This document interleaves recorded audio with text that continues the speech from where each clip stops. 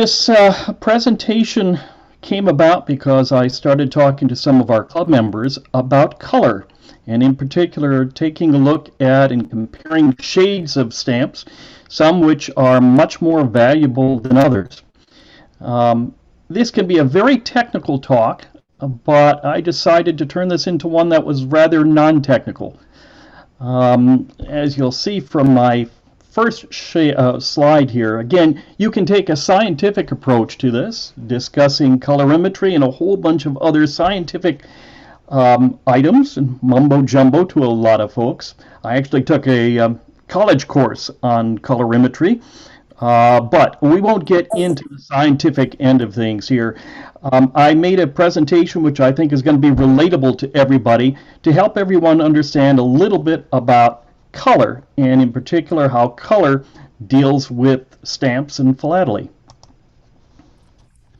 Now take a look at the stamp that I have here. This is a British stamp that I think some of you are going to recognize. What color is that? And how do you actually go ahead and describe that color? I just put purple, dark purple, lilac, grape. How do you know? How do you decide? How do catalogs describe color? And this presentation is going to go over a little bit of each of those areas with you here. I think we're probably all first introduced to a lot of colors when we got our first box of Crayola crayons. Okay, 64 was about the limit that I ever got, but if I remember right, they did make a 128 thing of crayons. But surprisingly enough, I found one of the best descriptions of color and what color is right on the Crayola website, as you can see here on the side. Give me just a moment. I'm going to hide that. There we go. Color is the aspect of things that is caused by differing quality reflected or emitted by them. To see color, you have to have light. When light shines on an object, some colors bounce off the object and others are absorbed by it. And our eyes are only able to see the colors that are bounced off or reflected. Now also, when you were a youngster, I'm sure you were introduced to a color wheel. All right, there are primary colors of blue, red, and yellow. And you can mix those colors. If you go side by side, the color in between is a mixture of the two. Oops, let me go back. Sorry about that. If you go on the opposite side, that is the contrasting color. And there are warm and cool shades, as you see here. Different color combination makes things up. And if you were taught as I was, we learned Roy G. B. or Roy G. Biv was the way to remember the colors in the order of the color spectrum. So again, how can we actually describe color?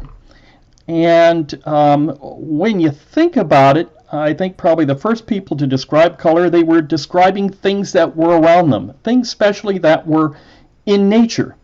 Here are just some color charts listing and showing a variety of colors and at least what colors names were given by the person who came up with these color charts. But again, a lot of them came from flora, fauna, and other natural things around us. Now, the color palette used by Renaissance artists was made and was created by mixing oils and natural ingredients from the plants and animals themselves too. You may have heard of a color called Conchial red, or closer now what we use nowadays called carmine or carmine. That is actually produced by beetles that were found on oak twigs. Literally, they grind them up and use that color to color the inks that they used in paintings and the rest.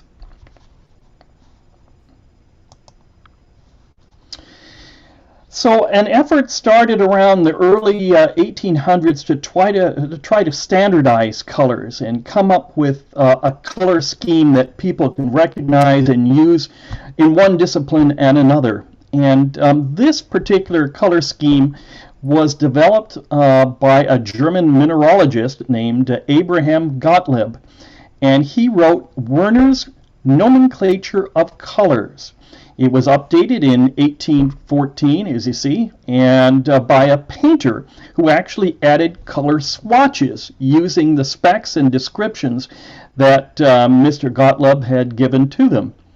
You can see a sample of the book page here and the different color slides, or swatches, I should say, that were put into that book. It was used by scientists and naturalists to describe the world around them, and printers in particular used these colors to try to standardize what they were using in the printing trade.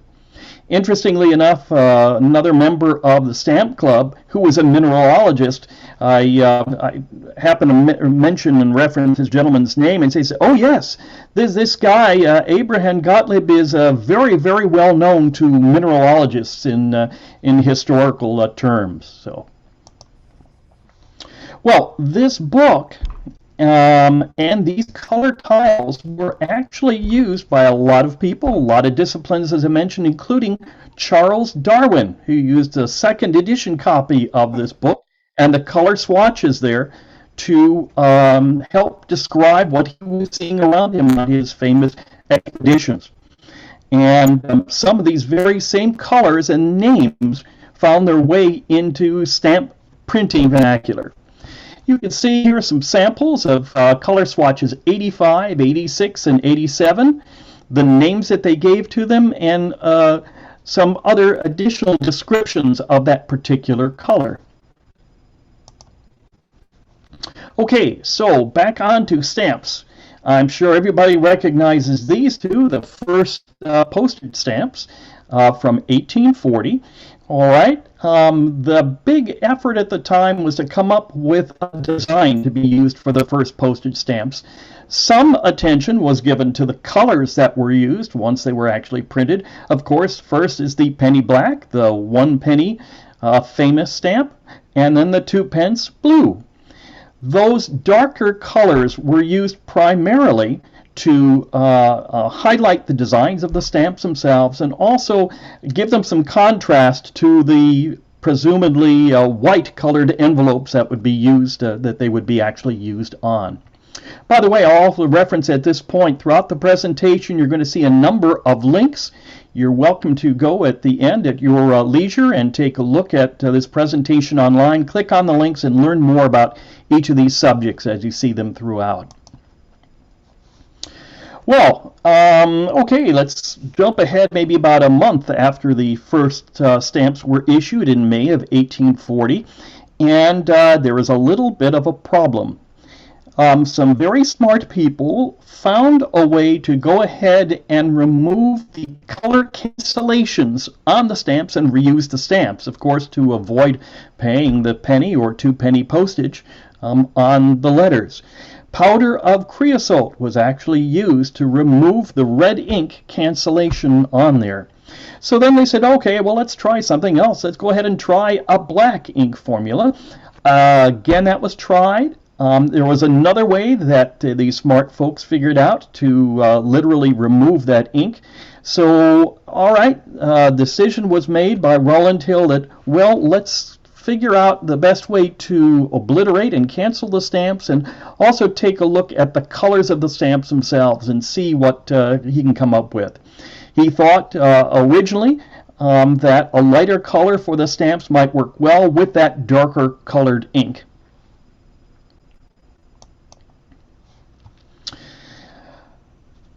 That really gave birth to something called the Rainbow Trials of the first issue of stamps, and it was a series of experiments using a variety of different stamp ink formulations, and also they wound up testing some inks to figure out what the best potential combination would be of colors of stamps to inks to try to prevent reuse.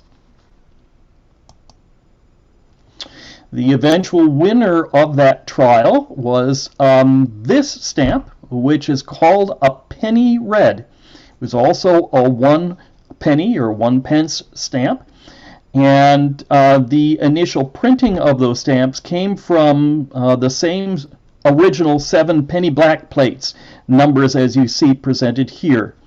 And also they were printed imperforate as you see it.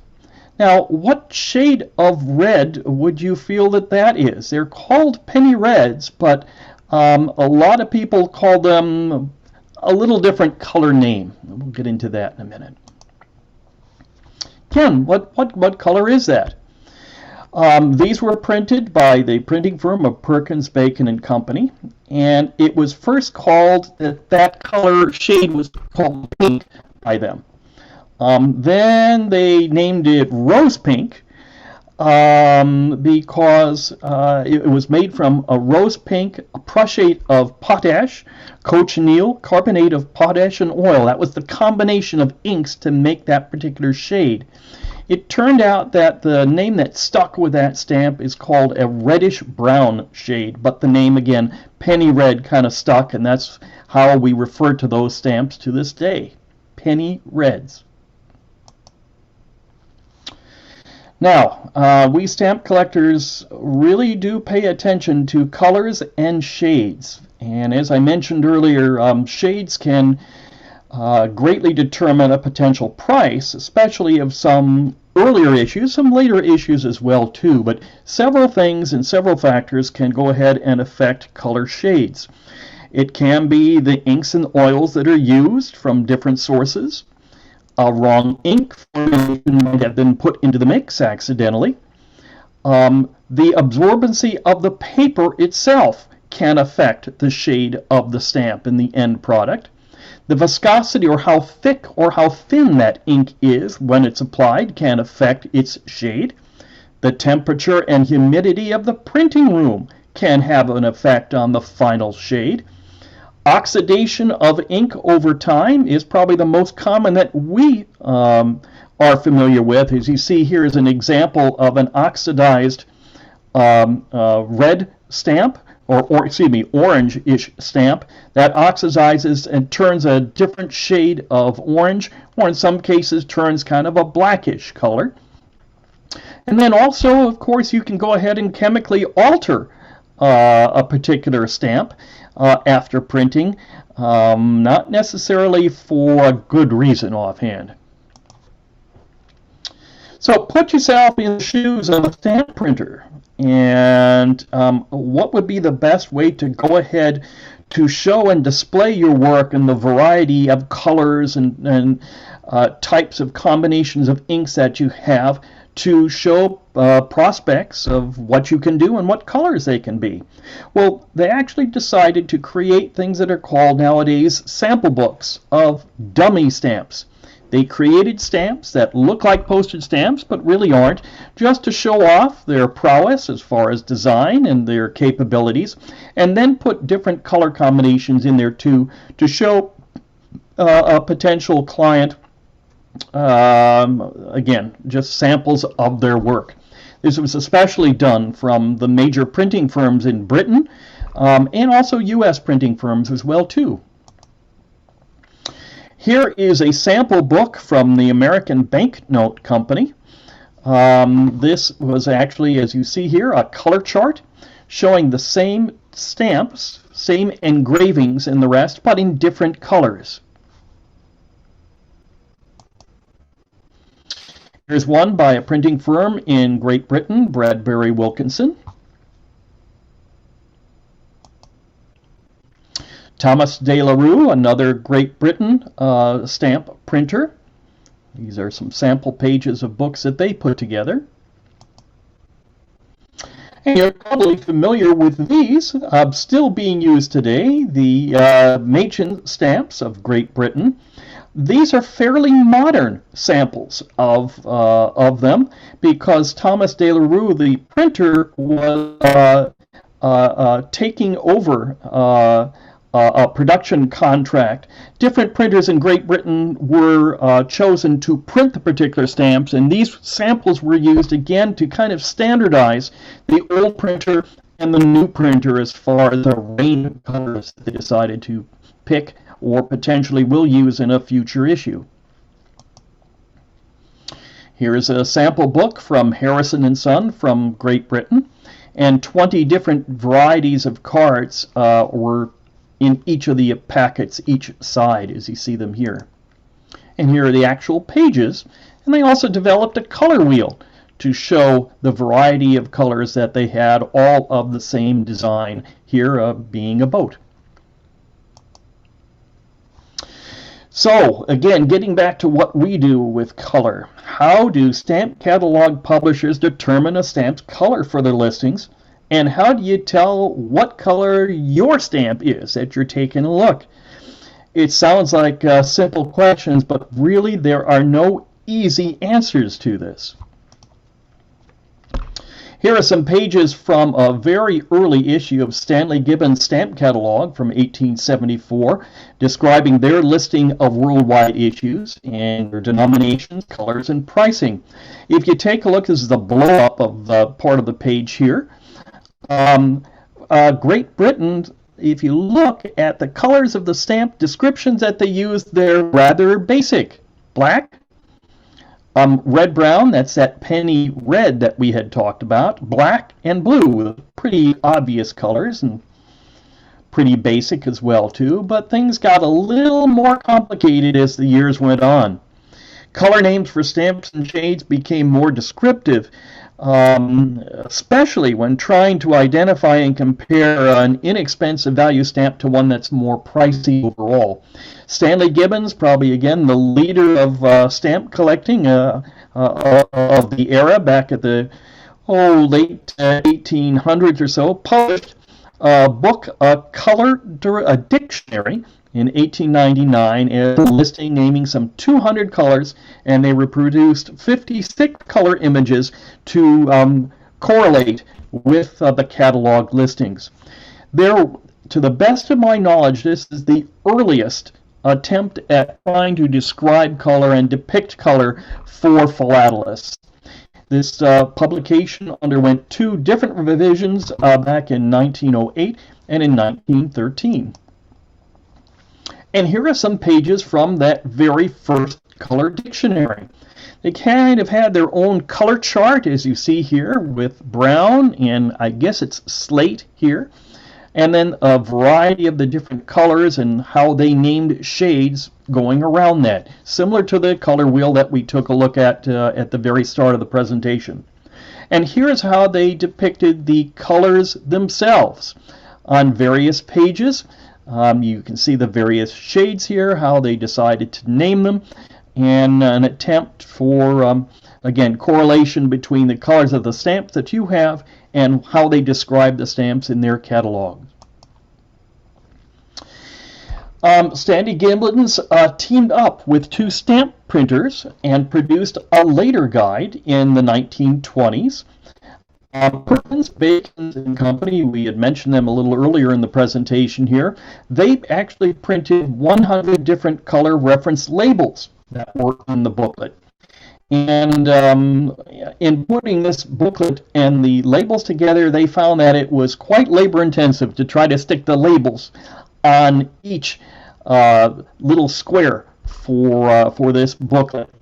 But interesting, the back cover of this refers to Harrison & Sons, another major printer of the time, and they were listed as the manufacturer of the guide. So it wasn't the people who produced the colors or even Stanley Gibbons. They actually mentioned that it was Harrison & Sons was the manufacturer of the guide. So a little bit of controversy there. Here are pages from that 1920s color guide, and here are the labels showing a couple of the different colors. You can actually, when you get a chance to look at the presentation yourself, you can read all of the verbiage that they put together to describe what they put together, how they put it together, and the best way to actually use this booklet. Here are the complete range of the 4 pages of labels, the stickers, and the various colors that they used.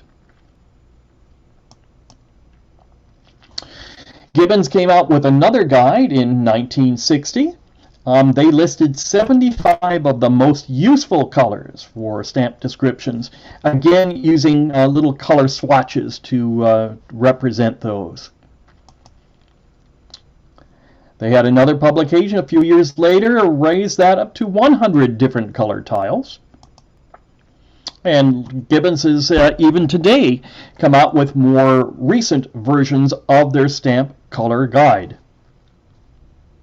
Now here's probably a good sample or a good way you can kind of look at this.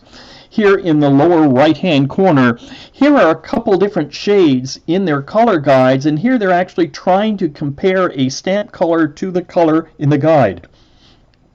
In all honesty, I don't think they came all that close offhand to that particular color. Maybe the brown rose is a little closer to the Hong Kong stamp than the rose pink, but I don't know if I'd actually consider that the right shade for that or not. But it's close, let's put it that way. Now, Stanley Gibbons was not the only company that put together a guide like this. Here is an early one from 1917, a German guide that used French and English translations of the colors, as you can see here, and they also used their own color swatches.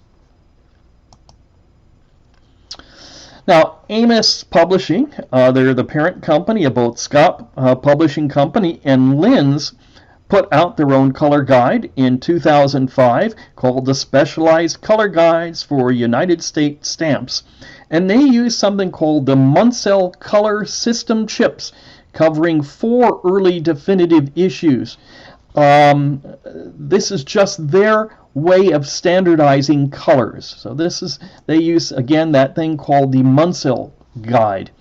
Now, the masterwork of all U.S. color guides is actually entitled The Encyclopedia of the Colors of the United States Postage Stamps.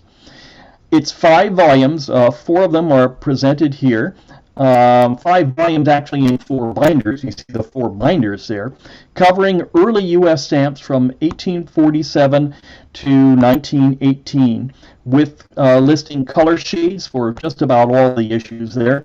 This is a rather expensive set if and when you can find it. It sold originally in 1981, and nowadays can sell for at least $500 when it's even being offered. These are not available very frequently at all, and demand a premium when they do go up for sale. Here are some sample pages from that book. They are a loose leaf, although I kind of superimposed a couple pages over, but again, it gives you an idea of the stamp itself and the various shades as they describe them, and to try to come up something close with what you happen to have yourself.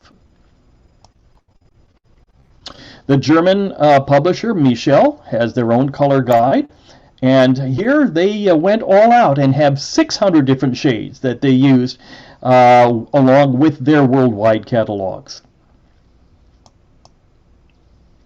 You can see it here too. They utilize color code numbers, you'll see here and here, to try to describe the various shades, and they go all out when they're describing their 600 different colors. As you can see, there's the English translation of the German, and again a color guide to help identify their shades.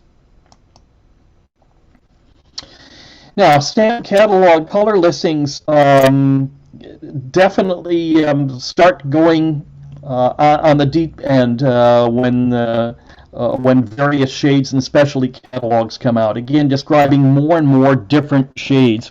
Here's an example for an Australian stamp. Orange shades they list as yellow orange, lemon yellow, pale orange yellow, dull orange, etc. It can get very, very complicated. You can do a comparison too among different catalogs to see what one catalog calls one stamp and what another catalog calls that same stamp, and they may not, in many cases, match up. Here's an example of that. Here's an airmail issue from Germany. You're probably familiar with the stamps. Here is what various catalogs actually call the colors. Violet and rose in English, brown and yellow, olive green and rose. But the French, Yvert and Tellier, call it violet and rose, okay. Brown and yellow, and olive and rose, yeah. Germans call it dark red lilac and carmine, sienna brown and pale yellow, and dark olive and pale orange red. Another example, here are two airmail issues from Italy and what the various catalogs call the particular colors. The Scott catalog, Yvert and Tellier, Sassone, the Italian catalog, Stanley Gibbons from Great Britain, and Michel from Germany. What color would you call those two colors as you see them there? Well, Scott calls it dark Prussian blue and red, and then red, green, deep blue, and buff, where another would call it slate and red and multicolored, which is probably the easiest. Then it's blue, black, and red. All right, or dark gray, blue, and red. So, again, we know that there is the disparity in the naming of colors and shades. So I started saying to myself, okay, well, how does Scott actually go ahead and name the colors that we see new issues and things like that in their catalog? So I went to the source, okay, Martin Francevic. He is the new issues editor for Lynn's, for actually Scott's at Amos Press Media. Again, parent company of Lynn's. And I asked him, how do you actually go ahead and determine naming a color for a particular stamp? He wrote an email back to me, probably maybe 5 or 6 pages, a very detailed guide, but I went ahead and literally copied off the main paragraph of what he was trying to say. And as he writes here, we do have a color guide that we use in the office. It's a notebook full of stock pages that have older stamps on them, along with color names that they were assigned. I don't use it all that often, however. For the most part, I don't really have to, because 99% of the stamps that I list are multicolored. It's the easy way out, of course. I will give colors for engraved stamps of one color, and some stamps produced by other methods having 1 or 2 colors, provided that they're not produced with a mixture of colors. And yes, when I use our color book, I go compare the stamp I have to the stamps on the stock pages, and generally find that the shade of the new stamp doesn't totally match anything on the stock page itself. Yes, now I'm going to talk about one way you can have fun with stamps and color. I am a worldwide collector. I think some of you are worldwide collectors too, but even if you collect a lot of U.S. stamps, you probably, like me, have tons of duplicates. And I was introduced maybe about 20 years ago to, I guess I can call it an album is the best thing to say, that you go ahead and put in stamps listed by color. And it's simply pages that are printed out on the computer, and you match the colors listed to the colors that you find for the stamps you have in whatever catalog you want. Of course, I use the Scott's catalogs, but this is a good representation of stamps that are named the same color, but really can look totally different. And no matter what color you pick here between the greens or the reds that are presented, you can see there really is not very much uniformity from one stamp to another, even though they're called exactly the same names. That album, so to speak, that I spoke of is actually something called Fill-A-Color, and it is that loose leaf thematic stamp album by color created by this gentleman Don Harper of Evanston, Illinois in 1959. He copyrighted the work. I have not seen it offered anywhere in many, many years, but he also came up with a list of Scott stamp catalog numbers and sorted them. Again, this is all before computers came about, of course, too, by color. So, for example, here is a listing of a few of the bright greens that he came up with at the time. Again, this is as of 1959. Now, other ways that you can have fun with color. Not everybody who deals with stamps collects them for their collectability, but some people do collect them just for their color and use them in a variety of projects.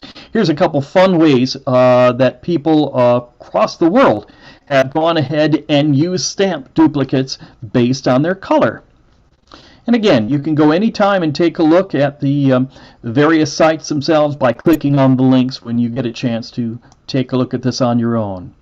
How about putting together some cards and artwork? I thought this one was pretty interesting here, using a couple generations, well, one generation there of British monarchs and the Belgian monarch. I don't really care for the shorts that they're wearing right there. Decoupage is a big thing. These two particular sites use stamps in a way just to paste them and add some color to something that's a little bland offhand. This is probably most impressive. These are works by a gentleman in Britain called Peter R. Mason. Again, there are links available there. He uses stamps to create large portraits. And here are some famous people that you'll recognize. And take a good look at all of the stamps that are used and the shades that were used to create the various images as you see. Well, just to kind of wrap things on up here too, all in all, color is a very difficult subject when you talk about stamps and comparing and determining the color of one stamp versus another. Shades are very, very difficult to deal with. Probably best summarized by Kathleen, alias Kitty Wonderly, who you might have read some of her articles and passages on over the years here. Summarized it, I think, best in the Lynn Stamp News article from July 22nd, 2002. Color naming is an issue that required some sort of resolution prior to the publication of the first stamp catalog. I doubt that anyone now living knows the rationale for many of those choices. Not surprisingly, catalog publishers today continue to use whatever names were decided by their predecessors, even though some names may be confusing. Trying to change to new color names would likely result in color or catalog color chaos. That just brings it to the end of the quick presentation of stamps and color.